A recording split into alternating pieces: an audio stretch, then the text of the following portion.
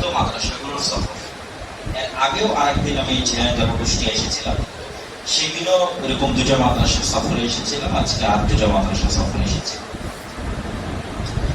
তো তার মধ্যে আপনাদের অত্র এলাকায় সন্তান আব্দুল আলমী, যে আমাদের জলিল মদিনা ইসলামিক বিশ্ববিদ্যালয়, তার অনুরোধের কারণে যেহেতু রাস্তার মধ্যেই পড়ে, মনে করলাম এটাও দেখে যাওয়া যায়। আর যেহেতু আমরা বক্তব্য নিয়ে কাজ করি, মসজিদ ভিত্তিক দাওয়াতি সফর, ইতিপূর্বে আমি ৩০০টা মসজিদে দাওয়াতি সফর দিয়েছি ফিসাবিলিল্লাহ, মানে কোনো হাদিয়া তোহফা যাতায়াত খরচ কোনো কিছু ছাড়া, তেল খরচ। ৩০০ মসজিদের কোনো কর্তৃপক্ষ বলতে পারবে না যে তিনি আমার পকেটে একটা টাকা দিতে পেরেছে। আমার এই সফরের উদ্দেশ্য ছিল এই যে বাইরে বাচ্চারা বসে আছে, বক্তব্যের যে একটা পার্ট মসজিদে আছে, এটা নিয়ে কাজ করা।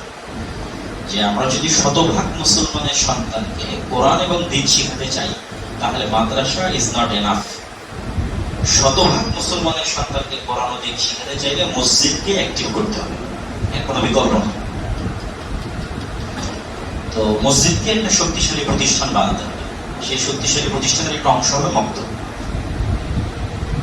তো আমাদের বক্তব্য নিয়ে একটু তদারকি দরকার, অভিভাবকদের উৎসাহ দেওয়া দরকার।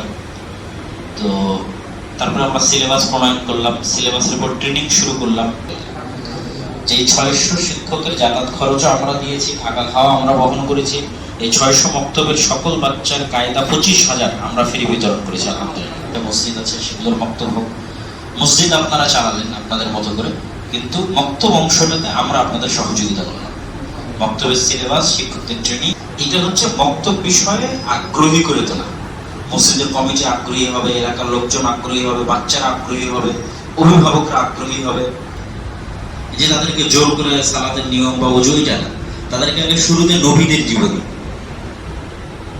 কোরআন পড়লো, কোরআন পড়ার পর ১০ মিনিট ১৫ মিনিট প্রত্যেক দিন কোনো না কোনো নবীর জীবনী সে শুনবে। প্রথম ২-৩ মাস শুধু নবীদের মজার মজার গল্প শুনবে, ইউসুফ আলাইহিস সালামের গল্প, মুসা আলাইহিস সালামের গল্প, ছোট বয়সের। এরকম অসংখ্য নবীদের জীবনী আছে যেগুলো ছোট বাচ্চাদের সাথে কানেক্ট করে। তারপর অসংখ্য হাদিস এবং কোরআনের গল্প আছে, যে গল্পগুলো আমাদের সততা, ন্যায়পরায়ণতা, মানে চারিত্রিক যে গুণাবলী আছে সেগুলো ডেভেলপ করার জন্য ওই গল্পগুলো উৎসাহ দেবে। যেমন একজন মানুষ, ফিরোজ ভিতরে আসো, যেমন একজন মানুষ একজনের থেকে বানু ইসরাঈলের লোন নিয়েছিল এবং তাকে বলেছিল যে আমি অমুক দিন তোমার কাছে পৌঁছে দেবো। সে পৌঁছে দিতে না পারার কারণে একটা কাঠের বক্সের মধ্যে সেই টাকাটা ঢুকিয়ে আল্লাহর নামে সেটা নদীতে ছেড়ে দেয়, যে আল্লাহ আমি তাকে